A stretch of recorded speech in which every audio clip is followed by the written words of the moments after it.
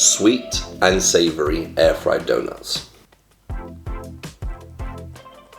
Alright, let's begin by making the dough. A very simple dough, one that's not going to need any time to proof or rise. To a bowl, we're going to add 350 grams of plain flour alongside 200 grams of Greek yogurt. Following that, we're going to add 1 tablespoon of baking powder, a pinch of salt, and 2 eggs. Mix that all together and your dough is done. Flour your work surface and dump out that dough onto your work surface and knead by hand for a couple minutes until it comes together. Once you've formed your beautiful dough, you're ready to roll it out. Don't forget to flour your rolling pin, otherwise it will stick to your dough. Roll the dough out until about 1 to 2 centimeters thick and then cut out into any shape of your choosing. Once you've cut as many shapes as possible from your dough, simply bring it all together, re-knead that bad boy with your hands until you've formed another piece of dough, roll it out and keep going until you can't do that anymore. Basically, just get as many donuts as you can out of your dough. You should be able to get between 10 to 12 donuts out of this dough. Once you're happy with your donuts, air fry for 6 minutes, turning at the halfway mark of 3 minutes. Your donuts will turn out nice and fluffy and golden brown. I air fry at 200 degrees Celsius. I also give it a quick spray of oil as well, just to get it extra crispy. 6 minutes later, this is what you will get.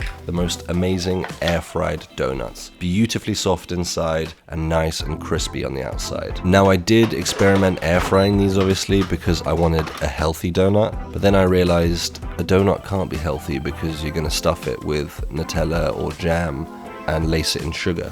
So that's exactly what I did, which kind of went against everything I was trying to do. So either way, I guess you can air fry them, but if you want to deep fat fry them, I think it would just be better.